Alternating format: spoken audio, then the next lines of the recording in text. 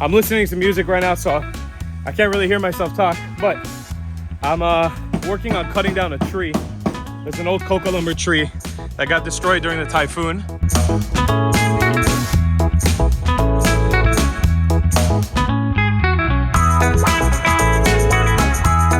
I got my little eggs here. We're gonna give them a proper burial right now. Sorry, grandkids. I loved you. Never got a chance to meet you. Maybe next time. Also, I want to give a shout out to Bruce for talking me out of buying a goat. I woke up today in the morning and someone told me it'd be a good idea to get a goat. And Bruce talked me out of it, so I appreciate that, Bruce. And hi, cool, baby. So you guys are seeing live action. See how we make decisions here? Live action decisions. Brian's working on installing a shower right now. I got the electricity in there for the water heater, which is right down there. We're basically gonna be painting the outside of this part of the house is gonna be orange. Top is gonna be black. The Hardy Flex on the outside here is gonna be this sort of alabaster white. Next week, I think the house is gonna really start getting some shape. It is rainy season in Siargao, my friends, but this is one of the rainiest days I've had since I got back here, to the point where the house is wet. I haven't seen this yet. Not probably since the typhoon. It's like, there has been straight up like typhoon conditions.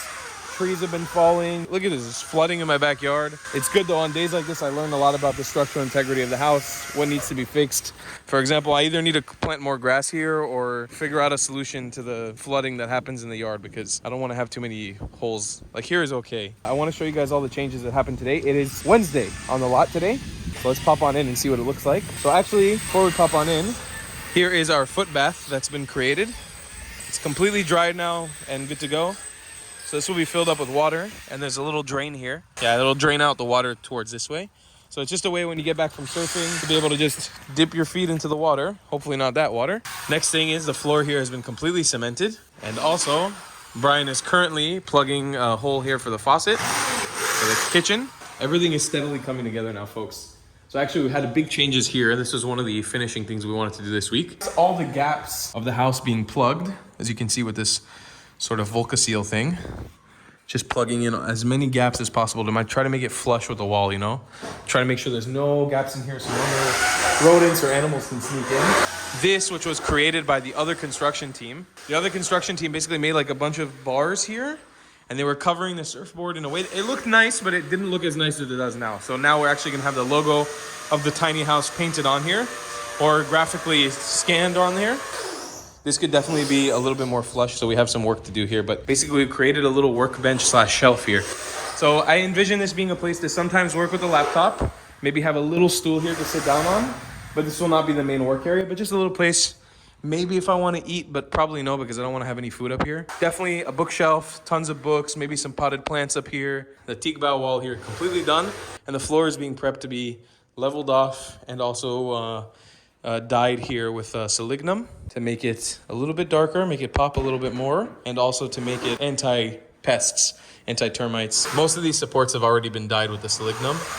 Very homey in here. Also, all the bulbs in the interior of the house have been changed to warm light instead of daylight. It's looking a lot like a house now, which is really nice. I just love seeing this giant space that we have here. It's a lot of space. That's pretty much the update for Wednesday on the lot. Good morning, folks, from the tiny house. We've got kind of a morbid, pretty somber, sad start to the day today. For the update on the chicken storyline, which I know you guys are really involved in.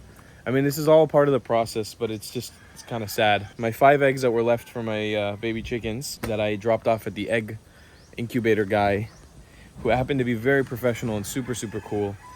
He had told me, unfortunately, that the eggs are full of bacteria and they were actually starting to explode a little bit. So he obviously did not want to put them in his incubator because there were other eggs there and they would have exploded everywhere. He said there's a slight chance that they could develop, but if the babies even develop, they'll probably be super sick because the eggs are really, really dirty from the outside.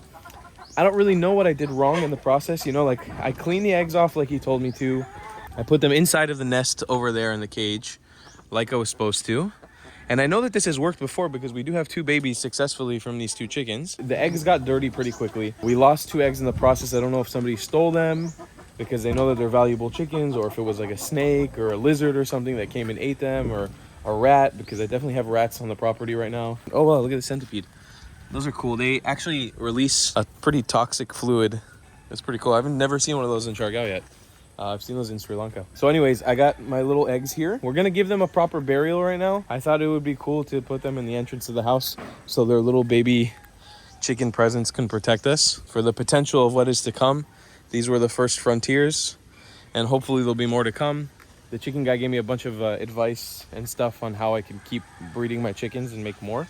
I also really wanted to leverage these chickens for my neighbors because I know that they're a valuable breed. You know, in America, when you move into a new neighborhood, or in Israel, sometimes you'll give gifts to your neighbors. You'll make them something to eat, give a gift, something like that. I thought it could be really, really cool because everyone around here, all the neighbors, they love chickens. Like, everyone's got a bunch of chickens. I thought it could be cool to just give them one chicken from this rare breed of chicken. But for that, I need to breed more chickens. I'm hoping to just like cozy up to my neighbors so everyone likes me in the neighborhood. What we're gonna do is we're gonna take the eggs. We're gonna open them up because I'm curious to see how much developed and what it actually looks like on the inside. Because some of them, when you put a flashlight to it, you can see that something definitely developed. And then we're gonna chuck them in the hole and bury them. It's a sad morning. I feel like a failed grandpa, you know? I really wanted this to work out. I was so excited because they were born right as I arrived in Siargao. I'm leaving actually on a visa run from the island pretty soon. I don't know if I'm gonna be around for when they hatch because I gotta do a lot of traveling the next couple months. This was like perfect timing, but I failed. Anyways, I'm hoping when the next batch turns around and works out, if I can make it happen. But let's get to cracking these eggs and seeing what's inside. So from what I've understood, these eggs have a tendency when they get rotten to explode. You can see here already there's some cracks in the case, and I think I can see like the yolk looks a little bit red. I think that's probably blood, so we'll just crack it a little bit on the fence here. Wow, that's a tough egg. So here's the juice. Oh, that's rotten. Okay, so that's just a normal egg yolk. I don't think anything even had a chance to, oh, what is that? Wow, it smells putrid. That was just a regular normal egg. Let's try this one. Also, pretty normal looking egg. Just yellow, no body. I know one of these has something inside. I know that one of them, at least from the flashlight, when I put the flashlight on it, looked like it had something. Here's the third egg. God, it'd be really, really sad to think that this never even developed yet. Third egg, nothing as well. What the hell is that animal? Is that a bee, a wasp? Just give me a chance, man. I'm saying goodbye to my grandchildren. Oh, that one exploded. There's a baby in there.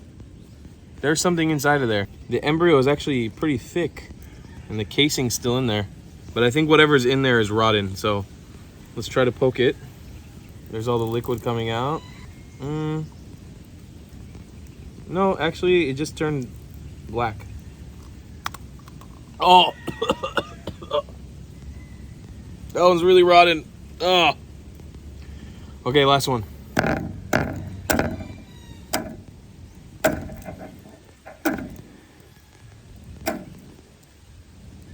I know it's kind of morbid for early in the morning, but there's the dead bodies of my 5 grandchildren. None of them even slightly developed, which is really sad. There's not even a little bit of a body in there. Ugh. Sorry, grandkids. I loved you. Never got a chance to meet you. Maybe next time. That really sucks. It sucks to know that I was hoping for something that wasn't even happening. Like, I was so excited for them to hatch. All right, so I think that's pretty much it for the chicken storyline.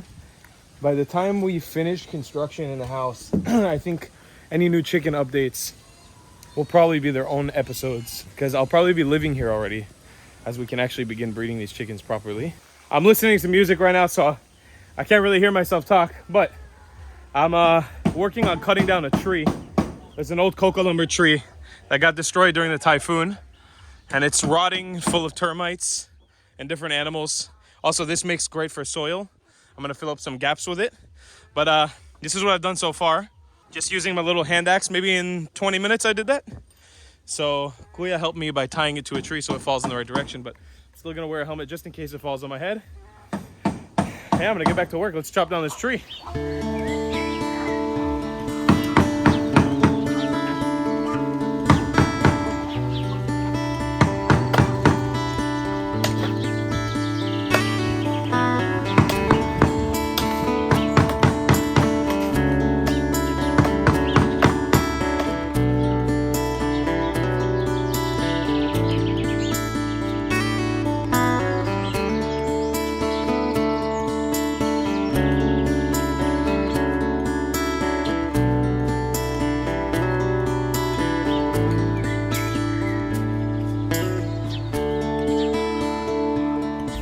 3. It's pretty much the end of the day on the lot for the boys, but they've been working overtime so much the last couple of weeks. 3 weeks they've been working overtime, so they usually stay even later than 4:30, which is awesome because we're getting lots of work done. So I wanted to show you guys what's going on in the house. Everything looks a bit like a mess right now because we had some major changes this week. Look at that little cuticle. Hey baby. Hey baby. Hey baby. Hi my love. I love you so much. This is my little granddaughter and she's the best. I love her. Crazy about this little girl. Look what I did. Remember that big tree, big palm tree that was dead that we cut down? Well, I just chopped that stump with these 2 man hands. Look at those blisters. My hands are literally, I don't know if it's coming out on camera, they're literally shaking. I have been chopping down this tree for the last 2 days. Took me probably a good 3 hours of actual chopping time, maybe 2 hours of chopping time. But I've been just working on chopping that tree down.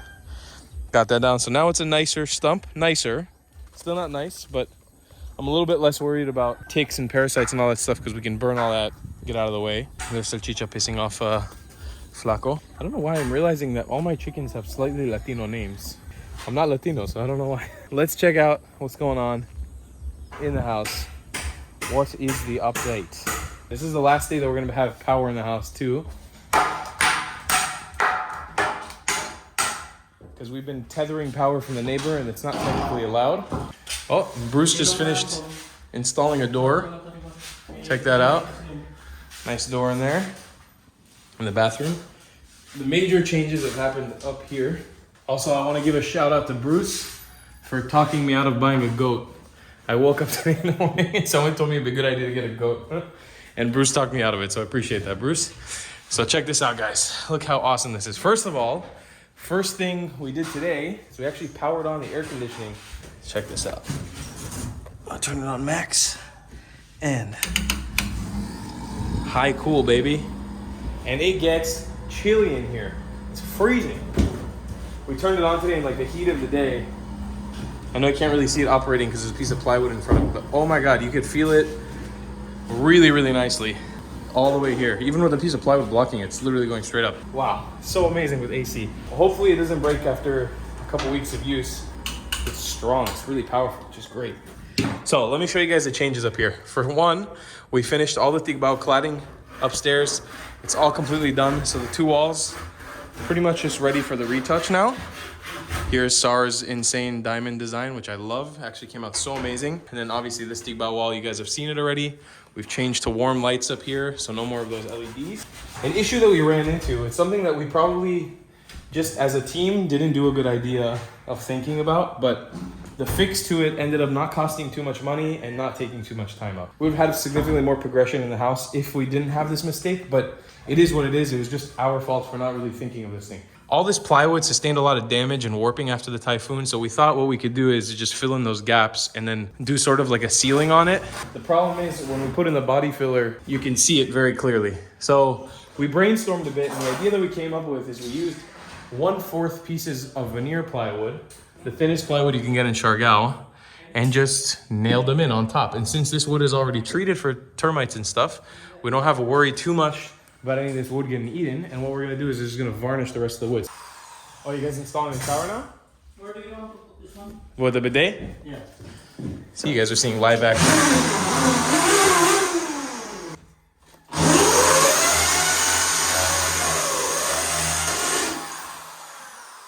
I think about here is fine. Yeah, right there. See how we make decisions here? Live action decisions. Brian's working on installing a shower right now. I got the electricity in there for the water heater, which is right down there, which is hopefully gonna work really well, I hope. The boys did all of this. I mean, it's the end of day 2 where they started working on it, but in just 2 days, they managed to almost completely finish. The next step after this is pretty much just to varnish them and we're doodly done. But we've got one more day of construction for the week, Saturday. Next week, if they can finish that by today or tomorrow, and then install the shower finishings in the kitchen sink, we've pretty much accomplished every goal that we needed to for this week. Pretty much. There's a few things missing, but pretty much accomplished everything that we needed. Also, they reinforced the top of the house here with this metal sheet, this is to protect water from going inside because we were having a little bit of a leak inside. So basically next week is going to consist of a lot of painting. They have to retouch all the paint on the inside that we kind of destroyed over the past couple weeks of shitty planning that we made. We just didn't do a good job again planning a lot of this stuff. And that's the fault of all of us here.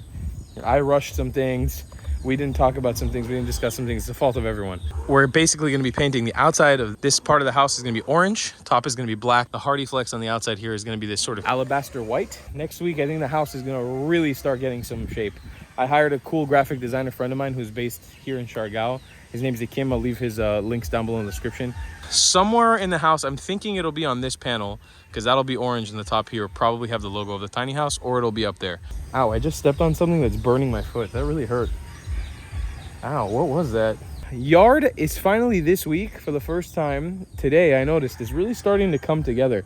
A lot of the birds of paradise that felt like they were dying are starting to spring kind of back up to life and feeling very firm in the ground, as well as the banana trees. There's been a lot of rain this week, like tons of rain this week.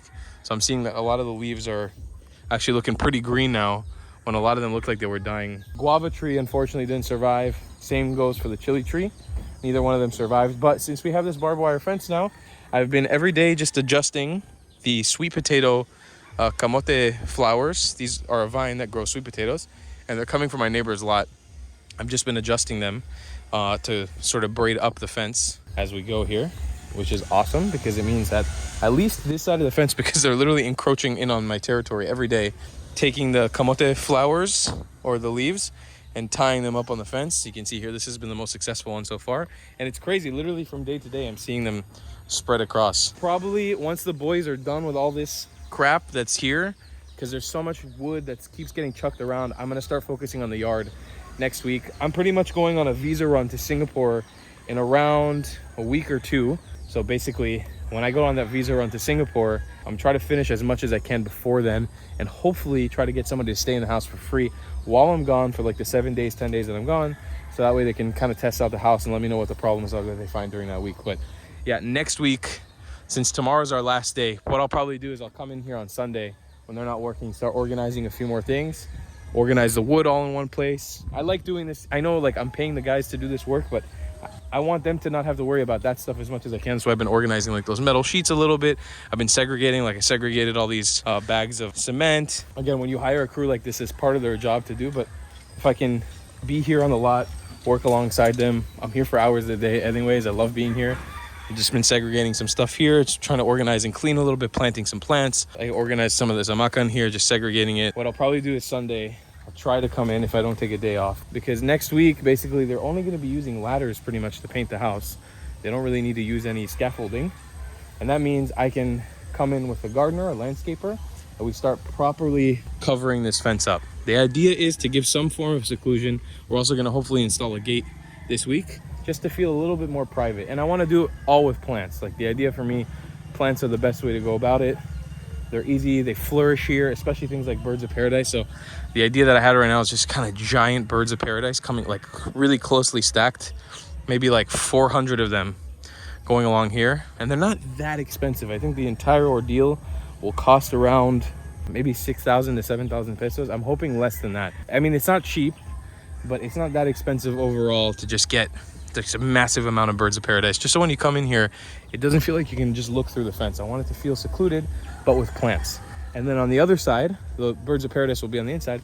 The other side, just tons of vines. There's been a new plant that my friend Sarah pointed out to me this week. See if I can find one. It grows everywhere here in Siargao, and I was shocked because I never saw it. So this is actually the leaf.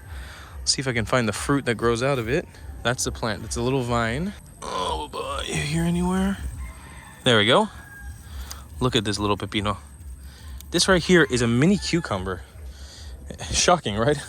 I was shocked when I found out. It's an actual mini cucumber, and you can eat this. When you pop it, see that?